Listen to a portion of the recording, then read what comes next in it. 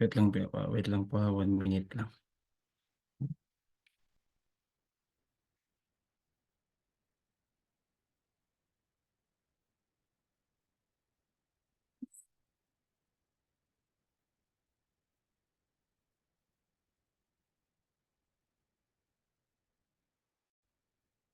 أعوذ بالله من الشيطان الرجيم. بسم الله الرحمن الرحيم. إن الحمد لله نحمده ونستعينه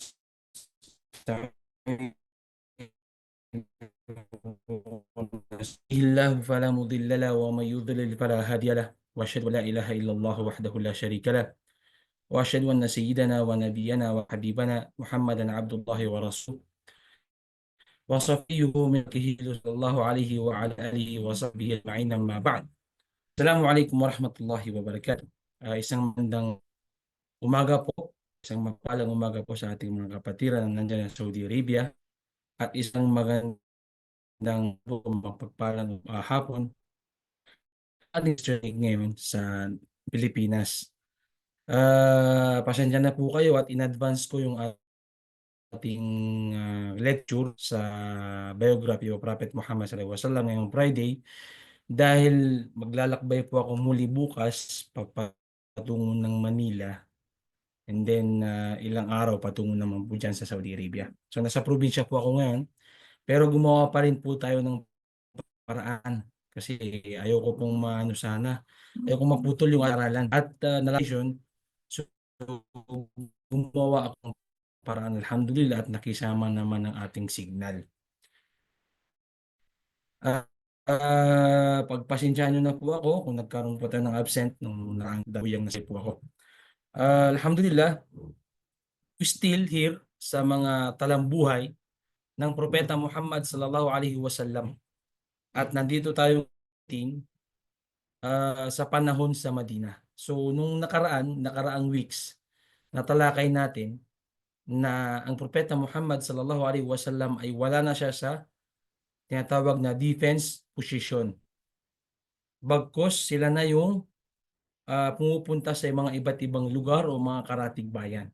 So na-discuss po natin yun hanggang sa umabot tayo doon sa nakaraang paksa na ang sunduan sa sulh. Nakuha natin yung mga nangyari doon, panahon na nagbay ang Propeta Muhammad sallallahu alaihi wasallam patungo ng Makkah upang magsagawa ng Umrah. So hindi sila nakapasok agad dahil nagkaroon ng mga agreement. So nagkaroon ng agreement doon patungkol sa Sulhul Hudaybiyah that time, and then nagkaroon ng mga kasunduan na bawal muna silang mag-umrah that year. Bago sila ay mag-umrah sa susunod na taon, nagkaroon din ng mga kasunduan na merong tinatawag na peace agreement na bawal magkaroon ng digmaan sa loob ng 10 taon. Marami tayong nabanggit patungkol doon. Nakuha din natin yung mga tinatawag na mga aral na makukuha sa kasunduan sa Hudaybiyah. So which is doon sa kwento, parang tagilid ang mga Muslim.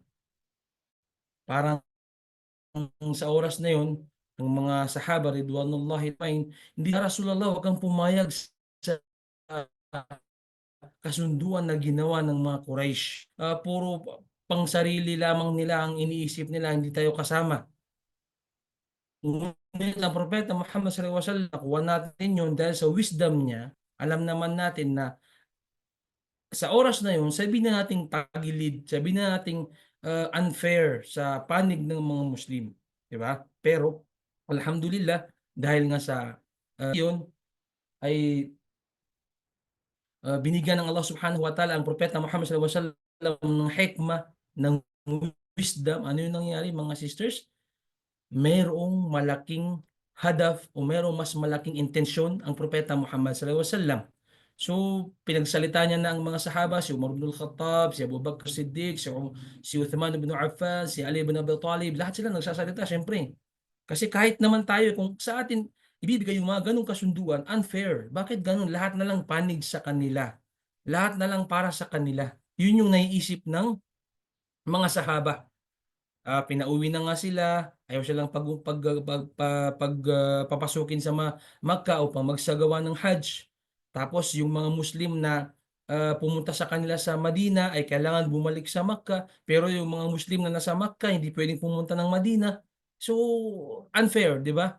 So, ang Propeta Muhammad sallallahu alaihi wasallam, after ng kanilang discussion, nasabi ko na sa inyo, nakwento natin yun, kung gusto niyong bumalik doon sa nakaraang paksa natin, nasa YouTube siya. Yun yung time na sinabi sa kanila ng Propeta Muhammad sallallahu alaihi wasallam na kailangan focus tayo sa goal natin. Ang goal natin ay yung palaganapin ng reliyong Islam. Bibigyan tayo ng pagkakataon, walang pakialaman, sabi ng propeta, bawal makipagdigma. So ito yung chance natin na ipalaganap natin ang Islam. So mas malaki yung goal ng propeta Muhammad sallallahu alaihi wasallam. Nabanggit din natin na yes, masakit sa mga sahaba, masakit sa mga Muslim. Nandoon na sila sa Makkah, magsasagawa na lang sila ng umrah pero hindi sila pinatuloy. Sinabi ng mga Quraysh, mga Quraysh sa Makkah, mga Kufar Quraysh, bumalik kayo sa susunod na taon. Pero hindi naisip ng mga sahaba kung pumasok sila at pinagpilit nila ito, maaaring yun na yung last na umrah o maaaring hindi na sila makapag-umrah muli. Maaaring magkaroon ng kadigmaan, di ba?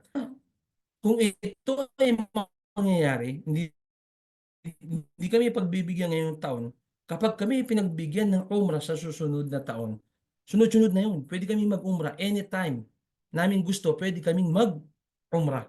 Wasalam. So lahat yun natupad mga sisters in Islam. So yun yung mga nakaraang paksa na natalakay natin.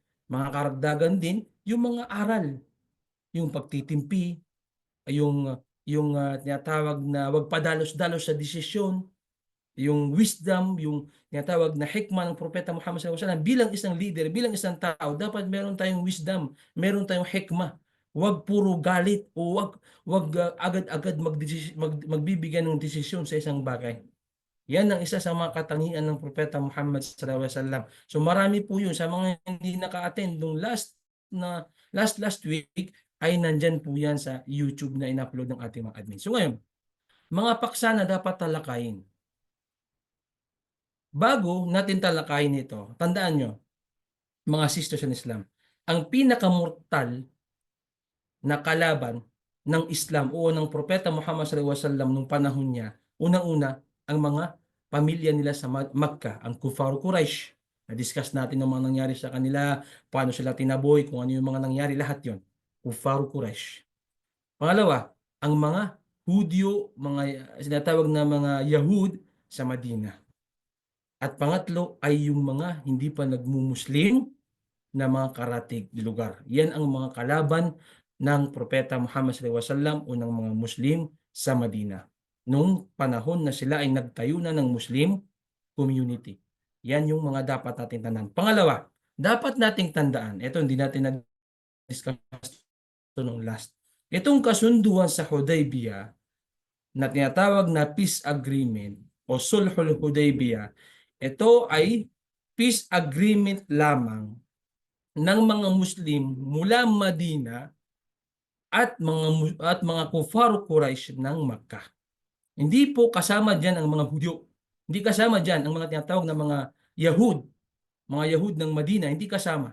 Okay, pero depende sa kanila, nabanggit natin iyon, dahil sa nangyaring peace agreement, sa lahat ng mga hindi pa nagmumuslim na mga tribo o mga angkan, depende sa kanila kung saan sila papanig. Kung papanig ba sila sa mga Kufaru Quraysh o papanig ba sila sa mga Muslim o magsasarili sila. Depende yan sa kanila. Pero tandaan nyo, itong Sulhul Hudaybiyah o tinatawag na kasunduan sa Hudaybiyah, ito ay special lamang special lamang na kasunduan ng mga Muslim mula Madina at mga Kufar Quraysh. Okay, para maliwanag po sa atin 'yon. Kasi minsan akala ng mga kapatid nating mga Muslim na ito ay kasama rito ang mga Hudyo. No, ito po ay special lamang sa mga Muslim mula Madina at mga Kufar Quraysh. So, depende na lang sa mga Hudyo saan sila papanig. 'Di ba? Yung ikaw, mga Hudyo sa Madina, may mga pumanig pa rin sa Islam, sa mga Muslim, pero hindi sila Muslim. Ganun yun. Ganun din nila. Ganun din yung mga ibang mga tribo. Yung mga ibang tribo na hindi pa nagmumuslim, pumanig sa mga Quraysh, yung iba pumanig naman sa Islam. So yun yung naging senaryo ng kanilang kasunduan. Okay? So, ito yung mga dapat nating talakayin, mga paksa na dapat talakayin sa oras na ito. Dapat meron pang isa dito pero mahaba din yung gusto gusto natin, yun yung mga focus na mga tinatawag na mga topic. Ito, ang delegasyon papunta sa Abyssinia o tinatawag na Ethiopia o tinatawag na Habasha. Sa atin, ang alam natin lagi yung Habasha, yung mga Ahlu Habasha. Pero ito yung sa panahon natin ngayon, ang pangalan ng lugar na ito ay Ethiopia. Okay? So ang original nito dati ay hindi mga Muslim. Pero ngayon, marami na sa kanila. Umabot na siguro ng 70. Sabi natin 70 or 80. Nung dati, naging Muslim pa sila lahat. Pero dahil nga sa ano ng panahon, nung umuusog na yung panahon, meron na namang bumalik sa kanila sa mga pagiging Kristiyano. Kasi sa Islamic Center dyan sa Saudi Arabia, marami rin nag-Muslim na ito. Okay? Pangalawa, yung pagpapadala ng mga mensahe ng Islam o mensahe ng Propeta Muhammad sallallahu alaihi wasallam sa mga hari at pinuno sa labas ng Arabia o sa labas ng Madina. So nagsimula na silang magpadala ng mga mensahe. Okay. Mayroong dalawang sitwasyon na dapat pakitunguan ng Propeta Muhammad sallallahu alaihi wasallam. Nung time na hindi sila nakatuloy na makapag-umrah. Hindi sila nakatuloy, hindi nagkaroon ng pagkakataon dahil nga doon sa peace agreement na ginawa ng mga Kufar Quraysh na okay, papayag kami mag-umrah kayo pero next year. 'Di ba 'yun yung nabanggit nating kasunduan. So nung oras na 'yon, siyempre, pumayag ng Propeta Muhammad sallallahu alaihi wasallam, sabihin natin pumirma siya, pero ang pagpirma ng Propeta Muhammad sallallahu alaihi wasallam, ang ginagamit niya yung khatam, yung singsing niya na mayroong stamp, parang stamp ng pangalan ng Allah at yung ginagamit niya pangpirma. So nung napirmahan na yon, bumalik ang Muhammad sallallahu alaihi wasallam sa Medina. Ito yung mga kailangan niyang tutukan. Una, ang da'wa o pagpapalaganap ng Islam. Kasi nung time na yon, siyempre wala nang digmaan. Tandaan nyo to sa pagitan ng mga taga-Makka at pagitan ng mga taga-Madina. Yung about naman sa mga Hudyo ay iba namang usapan yon. Ito yung pakikidigma liban sa mga Quraysh.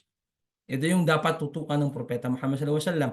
Nung una, nakafocus muna siya sa pakikipaglaban sa mga Quraysh at sa mga ibang mga kalaban ng Islam. Pero dahil nga sa nagkaroon ng kasunduan, ngayon hindi na maaaring makipaglaban ang mga Muslim sa mga Quraysh sa loob ng 10 taon.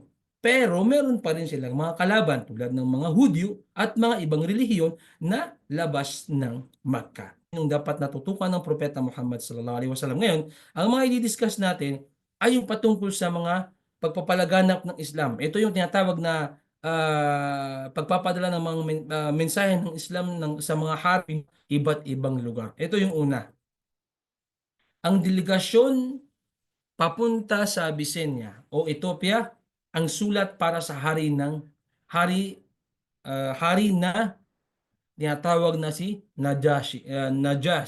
Okay? Si Najashi ay hari ng mga Kristiyano sa Ethiopia. Si Najashi, sabi nga nila, isa siya sa mga hari ng Ethiopia. Si Najasim, na-discuss natin yun nung time sa panahon ng Propeta Muhammad sallam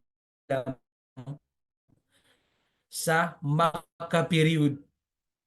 Kung inyo na laging sinasaktan ng mga Quraysh ang mga Muslim sa lagi silang minamaliit, minumuha, alipusta, yung mga time na yon. Ito yung time na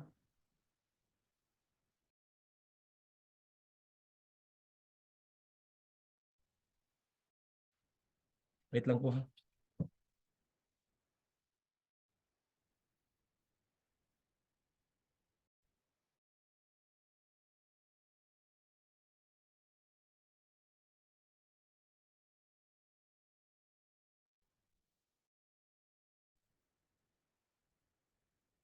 Okay, ito yung time sinabi ng Propeta Muhammad sallallahu alaihi wasallam sa mga sahaba na kung sino man ang kayang lumipat, kung sino man ang kayang lipat sa inyo sa Habasha, sa Ethiopia ay lumipat na. Sinabi ng mga Muslim nung panahon na yon sa Makkah, "Ya Rasulullah, paano kami lilipat doon? Baka mamaya mas mahirapan kami doon." Sinabi ng propeta Muhammad, narinig ko at may nakapagsabi sa akin na ang hari ng Ethiopia, si Najashi, ay isang makatarungang pinuno, isang makatarungang hari. Muslim ka man, hindi ka Muslim, kung ano ka mang relihiyon, importante ikaw ay hindi gagawa ng masama sa kanyang lugar, ay hindi kanya sasaktan at irerespeto kanila.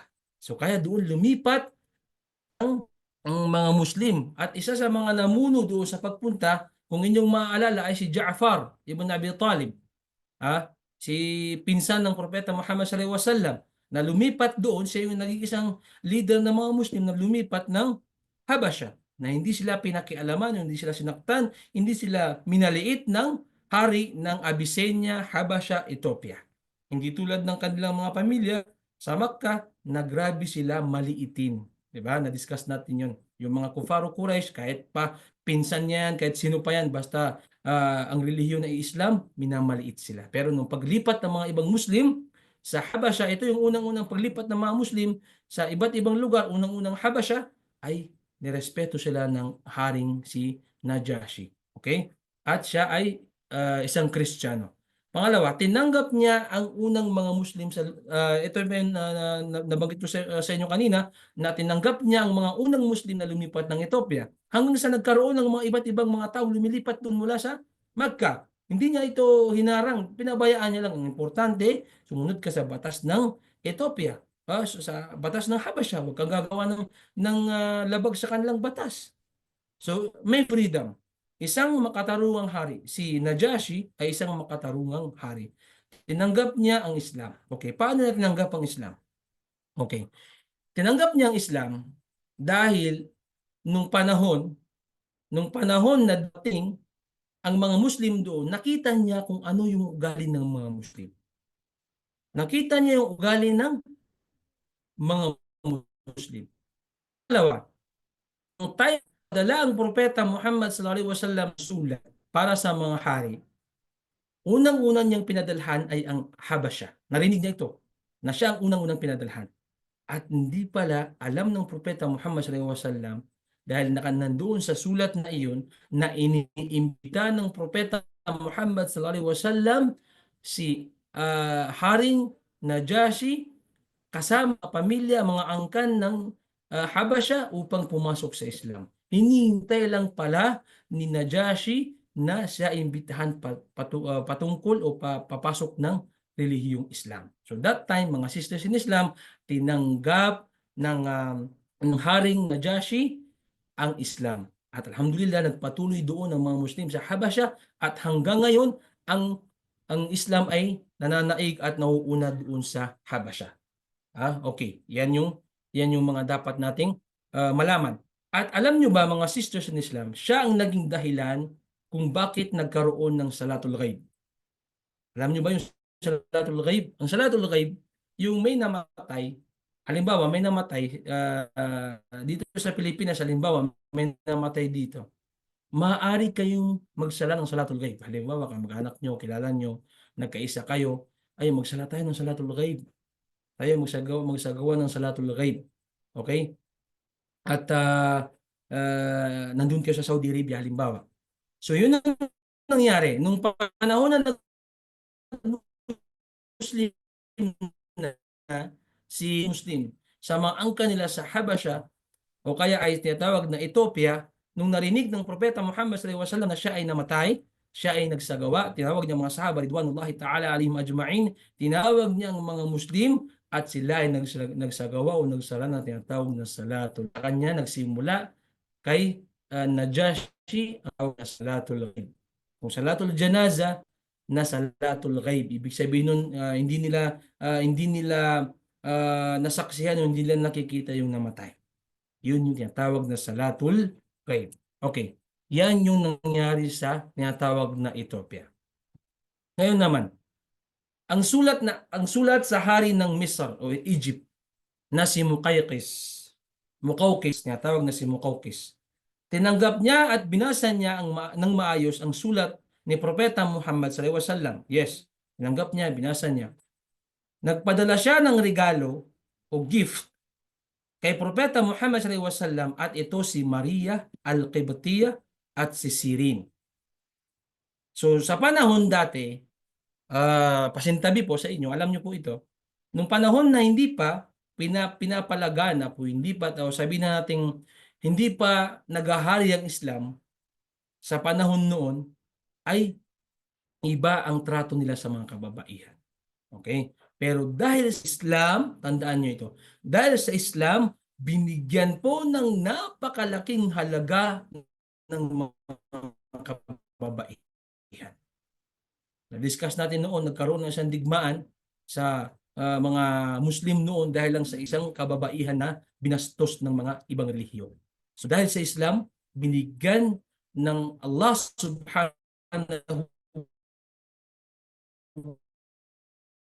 wa ta'ala ang mga mga pinapanganak ng mga kababae Islam,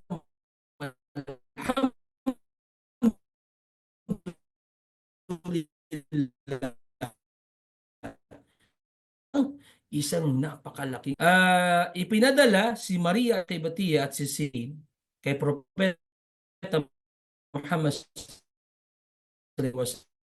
Ngunit ito yung hindi sigurado.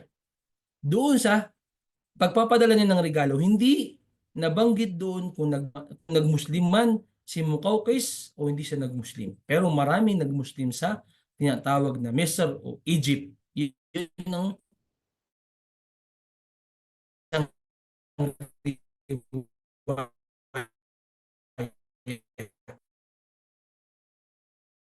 wasalam si Maria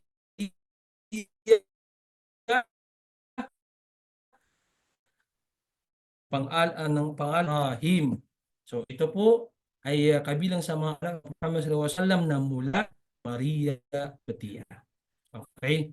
Yan naman yung patungkol sa sulat sa hari ng Misr o Egypt na si Muqawqis. So meron pang mga ibang istorya patungkol yung ibang nabanggit doon sa sira ay may mga pumasok ng Islam, meron namang mga hindi pumasok ng Islam, pero si Muqawqis walang nabanggit na ito ay sigurado.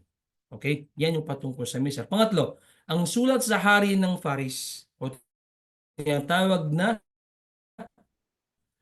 Persian Empire. At ang kanilang hari dito ay si Kisra. Kung inyong malalaman, ang hari nila dito ay si Kisra. Una, hindi tinanggap ni basahin niya ito ay nabasa niya ang mga ugali ng mga hari noon. Hindi sila papayag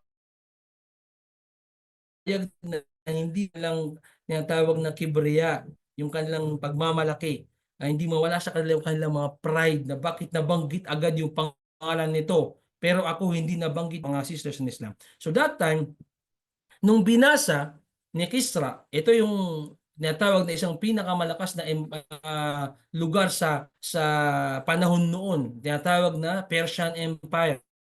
Sa Paris, ang kanilang hari ay si Kisra. Kung nabasa niyo yung sulat, unang-unang nabasa niya ay ang letter na ito ay mula kay Muhammad.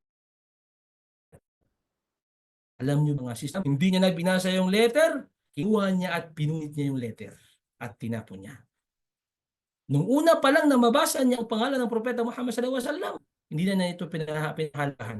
Yun ang isang ugali ng mga hari noon. Pero yung iba sa kanila, alhamdulillah, ay tinanggap ang Islam.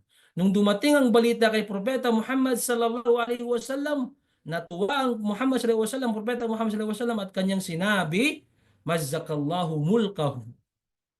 Dahil doon, ipinagdua siya ng Allah ng Propeta Muhammad sallallahu alaihi wasallam kay Allah na mazzakallahu mulkahu. Ya Allah, may oras din na kumbaga masisira yung kanilang pinaghaharian na tinatawag na Persian Empire.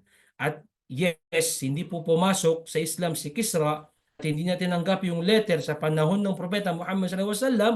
Ngunit nung namatay na ang Propeta Muhammad sallallahu alaihi wasallam nung panahon ng Khalifa, yung Caliphate time naman to, no, Caliphate time, panahon ng Abu Bakr Siddiq, Umar ibn al-Khattab, Uthman ibn Affan, Ali ibn Abi Talib, lahat ng mga caliphate, yung panahon nila, na-conquer po nila ang Persian Empire.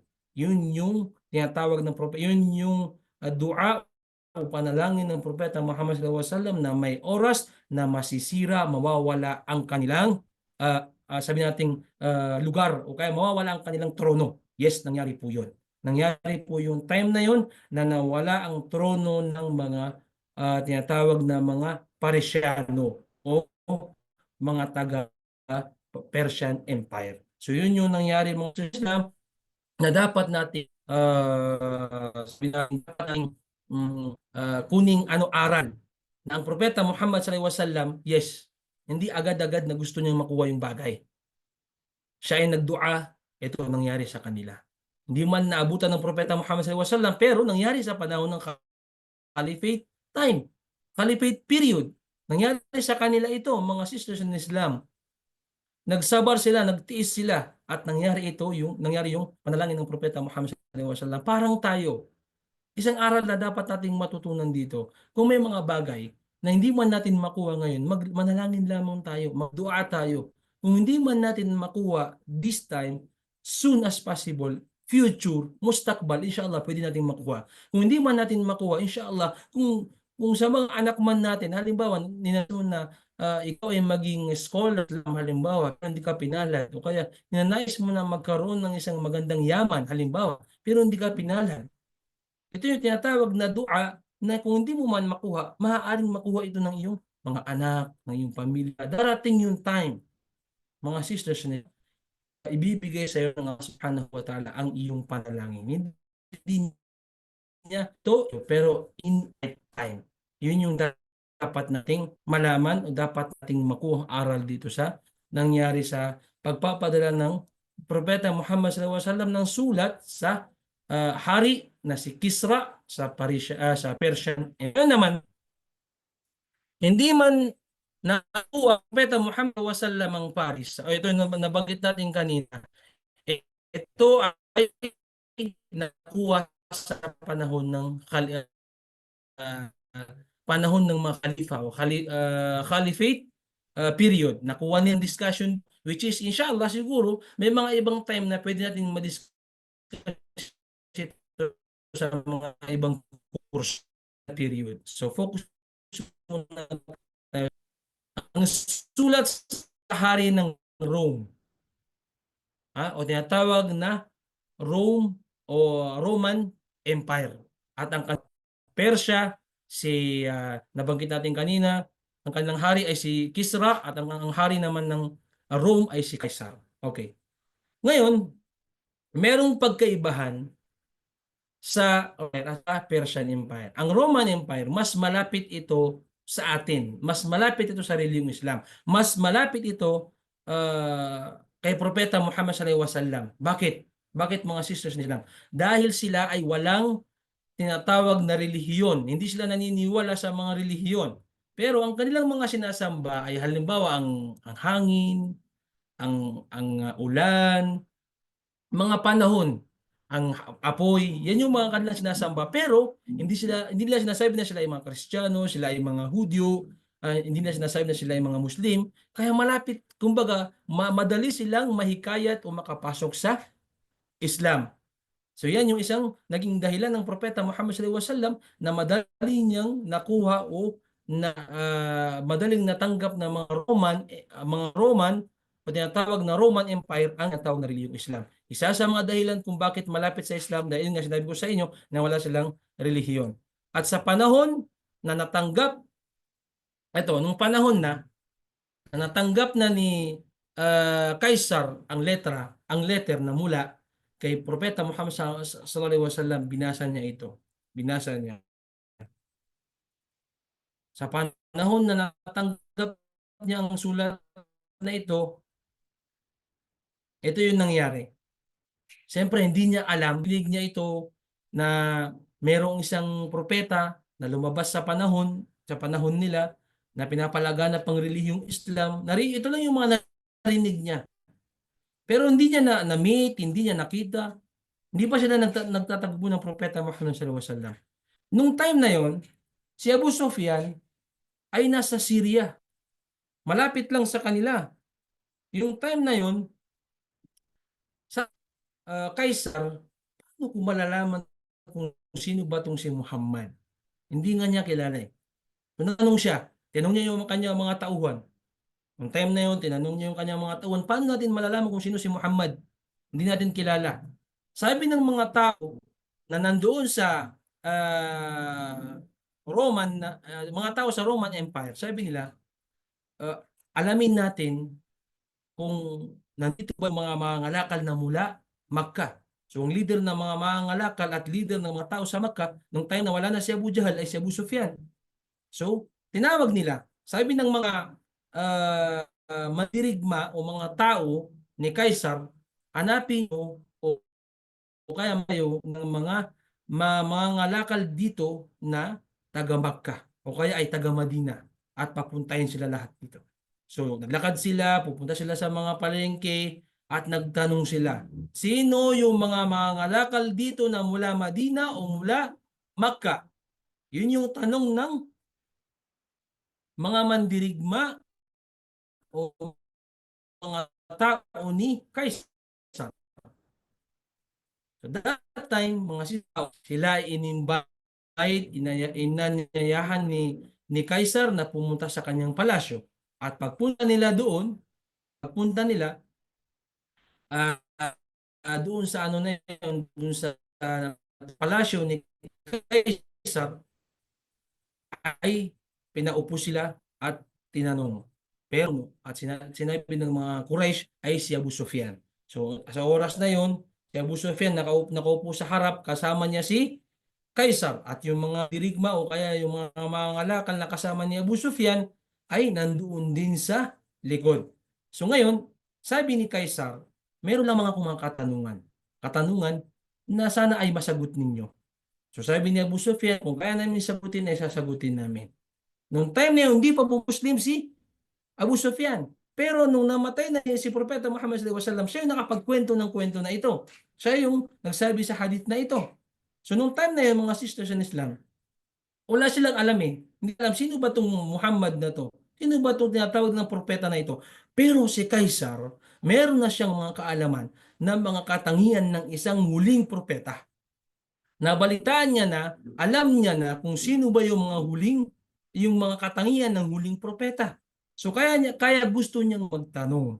So nung time na yon, tinanong niya si Abu Sufyan.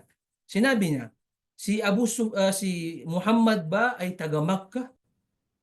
Sabi si Abu Sufyan, nagulat siya kasi hindi niya alam na yung pala yung tatanong sa kanya. So sabi ni Abu Sufyan, paano mo nalaman? Paano mo nalaman si Muhammad? Sabi niya, nagpadala siya sa akin ng isang letter. Muhammad ay isang taga Makkah. Si Muhammad ba, pangalawang tanong, marami siyang tinanong eh, pero yung mga focus lang, yung mga puntos lang yun ang dapat nating talakay. Pangalawa, sinabi ng hari ng Roman na si Caesar, mayroong bang malaking angkan o magandang angkan si Muhammad sa magandang angkan Makkah? Lahat ito ay Islam.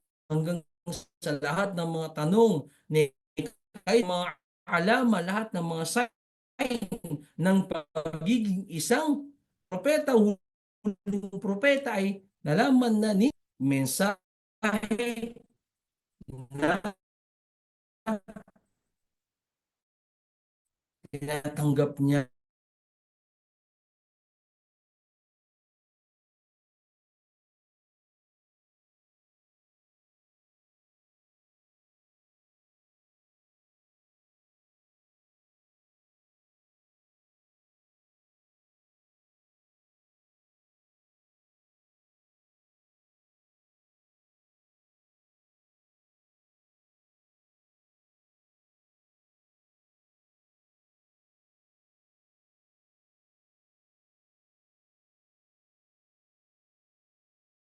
Nawala po ang signal natin mga sisters.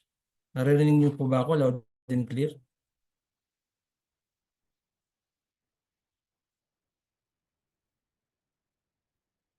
Narinig niyo po ako mga sister? Okay. Yun nga, Islam. Yun yung panahon na tinanggap ni Kaisar ang Islam at nag-Muslim ang halos lahat ng mga tao sa Roman. At yun yung panahon na nagkaroon na ng mga digmaan sa Persian Empire, sa Roman Empire, hanggang sa doon na nagsama na yung Caliphate time. Yun yung mga ibang topic naman ito ay yun naman yung mga panahon na wala na ang Propeta Muhammad sallallahu alaihi wasallam. So mga kapatid, napakarami pa. Nagpadala din ng mga liham o sulat si Propeta Muhammad sallallahu alaihi wasallam sa iba't iba pang mga tulad ng Yaman, tulad ng Damascus, Bahrain, at iba pang mga Arab country. Pero ang masakit dito mga sisters in Islam ay ay hindi sila nagkaroon ng ah, ah, ah, pagtanggap, hindi nila tinanggap ang Islam. So, maraming nag-refuse sa mga lugar at ng Yaman. Pero ang Yaman, original na Arab ay mula sa Islam.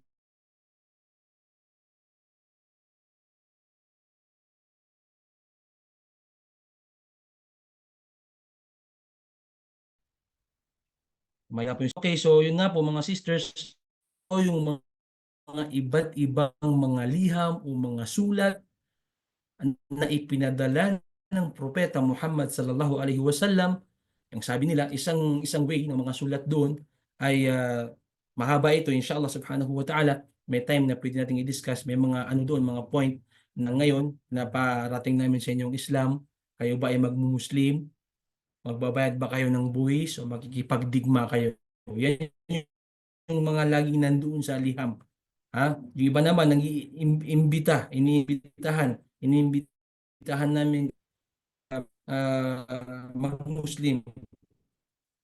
So, kalipas na yung taon, marami lugar, marami pang country na pero iba sa kalang kayo Muslim. Yung iba naman, kami ay makikipagdigma. Handa kami magma. Okay? So, ito yung isang topic na dapat din nating talakayin, which is medyo mahaba ito. Ito yung tinatawag na digmaan sa Khaybar. Inshallah subhanahu wa ta'ala, pag may time pa tayo, inshallah ay po sa atin ang aming signal dito sa probinsya. At tuloy pa rin po ang ating dars, ang ating muhadara, which is next week po, inshallah subhanahu wa ta'ala, ay maaari Saudi Arabia na po ako. So bukas po magpa-flight po ako at humingi po ako ng kapatawaran sa inyo, mga sisters in Islam, kung na-advance ko man yung inyong muhadara ngayong araw na ito, dahil bukas po yung flight ko, ayaw ko namang mag-absent muli. So inshallah subhanahu wa ta'ala, nandito na po tayo sa week 19 at meron pang mga araw. Medyo marami pa yung dapat natin talakayin, pero inshallah subhanahu wa ta'ala, i-discuss po natin ito sa lahat ng ating sa abot ng mga sisters. Maraming salamat po. Ito po yung unang paksa na dapat nating talakayin na sitwasyon na kinakaharap ng Propeta Muhammad sallallahu alaihi wasallam, which is ito yung sitwasyon ng pagpapalaganap ng da'wah. Yung susunod na dapat natin talakayin, yung nabanggit ko sa inyo, yung sitwasyon na nagkaroon na ng madigmaan patungkol sa mga uh, Hudyo, sa mga ibang relihiyon, liban sa Quraysh. So yun yung mga dapat nating talakayin, inshallah subhanahu wa ta'ala. Bigyan natin ito ng isa pang oras, isa pang time, dahil medyo mahaba-haba po ito, dahil ito na yung time na sinasabi ko sa inyo na hindi na po o wala na po sa defense position ang Propeta Muhammad sallallahu alaihi wasallam, kasama niyang gana yung panahon na sila ay nandoon na sa offense position, na sila naman na yung pumapasok o sumusugod sa mga iba't ibang mga kung na nagsimula yung pagpapalaganap nila ng relihiyong Islam, yung panahon na buhay pa ang Propeta Muhammad sallallahu alaihi wasallam, yung panahon patay ng Propeta Muhammad sallallahu alaihi wasallam, panahon ni Abu Bakr Siddiq, panahon ni Umar ibn al-Khattab, ni Uthman, ni Ali radhiyallahu anhum majma'in, at iba pang mga leader ng Islam. So mga kapatid sa relihiyong Islam, muli nagpapasalamat po ako sa inyo, at kahit walang busy kayo dahil nagkaroon kayo ng exam, pinagbigyan niyo po ako na makapagbuhadara ngayon dahil ayoko pong ma-absent bukas dahil flight ko po bukas. Muli, nagpapasalamat ako sa inyong lahat. Ah, Maraming sa mga sisters. Inshallah subhanahu wa ta'ala, sa mga absent po ay always pong nasa YouTube po natin. Nasa YouTube ng inyong mga sisters na ina-upload kaunti. Inshallah, ayusin ko lang, ipipdf ko, sisend ko po sa admin nyo para mag-review po kayo. At malapit na po ang inyong mga evaluation at tinatawag na examination. Inshallah, hindi po siya mahirap, pero doon tayo sa mga tinatawag na ruusul aklam. Yun yung mga tinatawag na mga point na dapat nating hindi makalimutan. Yung mga sino yung muhajirin, sino yung mga ansar, yung lahat ng mga bagay na mahalaga sa panahon ng Propeta Muhammad sallallahu alaihi wasallam sa Madina. So mga kapatid, muli maraming salamat po sa inyong lahat.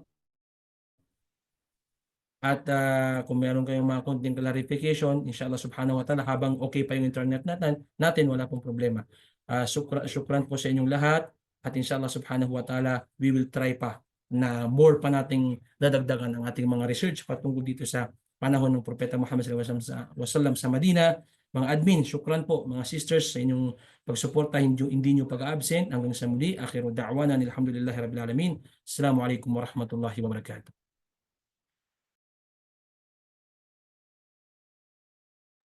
Waalaikumsalam warahmatullahi wabarakatuh, brother.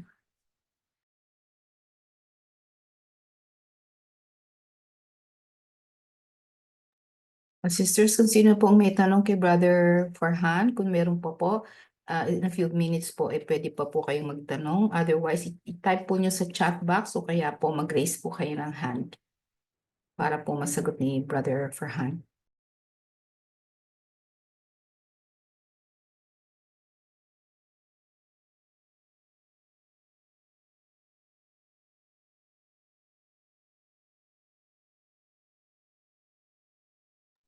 Pasensya na po kayo at medyo maingay ng konti, nasa probinsya po tayo mga sisters, at alam niyo naman po ang probinsya.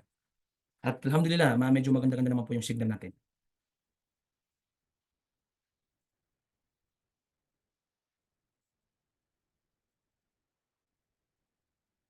Brother Farhan, Yes, mga sisters, may question tanong po. si Sister Yes Hanin. po. Yes po. Yes, sister Hanin. Assalamualaikum Bismillah. warahmatullahi wabarakatuh po, Ustad. Waalaikumsalam Assalamualaikum. warahmatullahi wabarakatuh. Ahlan wa sahlan, sister.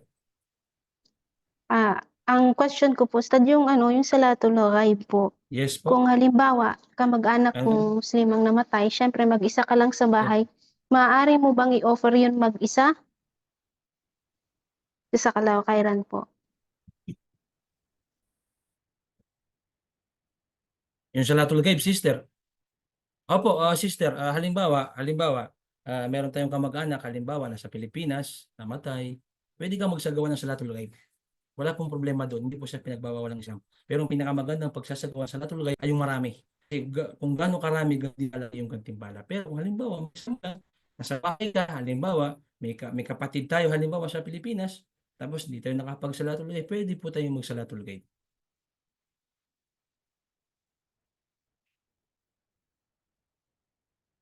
Yun lang po, sister. Wallahu ta'ala alam. Sino pa po sa mga sisters natin? Chat box, wala po ba? Wala naman. Wala naman po. Alhamdulillah. Syukran po, sister, ha? Syukran sa inyo at pinagbigyan niyo ako Ustad, dito sa Assalamualaikum, Friday. Ustad. Meron po ba tayong final exam, Ustad? Yes po, meron po tayo. Kailan po yung schedule natin sa February? Sige po, isend ko po sa inyo yung yung mga Yes po, exams, yes po. Meron po Ustad, tayo, yung inshallah. date, inshallah. Alhamdulillah. Inshallah. Inshallah. Naka-ready po yung ano natin. Meron na po akong, ang ginagawa ko po kasi kapag natatapos ko yung muhadara natin, ay nag-ano na ako, nagsusulat, kumukuha na ako dun ng 2, 3 question para at least naka-ready na po siya. Inshallah. Inshallah, madali lang po yung exam ng mga sisters natin, inshallah. Tulad ng dati, maraming naka-perfect, mashallah.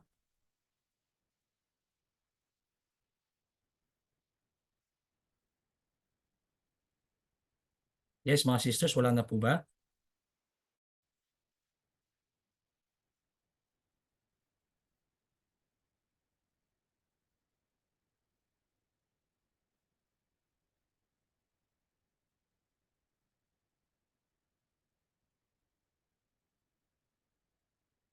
Wala na po ata, mga sisters. Maraming salamat po sa inyo at pag-ingatan nawa po tayo ng Allah at inshallah, continue pa rin po tayo. Kahit nasa biyahe po ako sa Pilipinas, patungo ng Saudi, inshallah, gagawin po natin yung paraan. Tuloy pa rin po yung ating mga programa. Hanggang sa muli, at wala na po atang clarification. Ulitin ko po, mag-review po kayo. Nasend ko po sa inyo yung ano, nasend po ng inyong mga kapatid. Okay, how to perform Salatul Ghaib. So, same lang po, mga sisters, kung paano tayo magsala ng Salatul Janaza, ganun din po. Ganun din po yung mga sisters. Kaya lang siya tinawag na Salatul Ghaib kasi wala tayo o wala sa harapan natin yung namatay. Okay, pero yung way ng pagsasala, ganun pa rin. Unang-una, di-discuss natin, di ba? Yung unang-una, yung takbir, magbabasa tayo ng Fatiha. Pangalawa, takbir ulit. Ha? Yung Salatul Janaza po, wala pong sujud yan, ha? Walang ruku yan. Pangalawang takbir ay yung Salatu ala Nabi. Ha? Allahumma salli ala Muhammad wa ala ali Muhammad. Salatu ala Nabi. Pangatlong takbir, Allahu Akbar, yun yung dua, yung panalangin. Panalangin doon sa mayyit. Allahumma gfir lahu warhamhu. Lahat ng panalangin. Okay? Pangapat na takbir, Allahu Akbar, salam ng isang beses. So yun po yung tinatawag na Salatul Janaza. Kaya lang siya tinawag na Salatul Ghaib dahil wala po yung namatay doon sa harap natin. Which is ang Salatul Janaza ay dapat nandoon yung namatay. Di ba? Nandoon dapat yung namatay. Pero walang sujud, walang ruko. At isa lang ang salam at 4 ang takbir. So inshallah subhanahu wa ta'ala sa mga pwede pong discuss yan ng mga mga ustad nyo sa fiqh. Meron naman kayong course sa fiqh, di ba? Sa jurisprudence, inshallah, i-discuss po nila yan. Pero inshallah, kayang-kaya nyo po yan mga sisters. Yung mga nakapag-umrah sa inyo, siguro na-try nyo na po yan sa Makkah or sa Madina. So yun lang po siguro sister. At maraming salamat po sa inyo. At alhamdulillah at nakisama po sa atin ng signal hanggang sa muli. Mag-ingat po kayo, pag-ingatan kayo ng Allah. Is sister? Okay. So mga sisters, yun lamang. Assalamualaikum warahmatullahi wabarakatuh. Waalaikumsalam warahmatullahi wabarakatuh.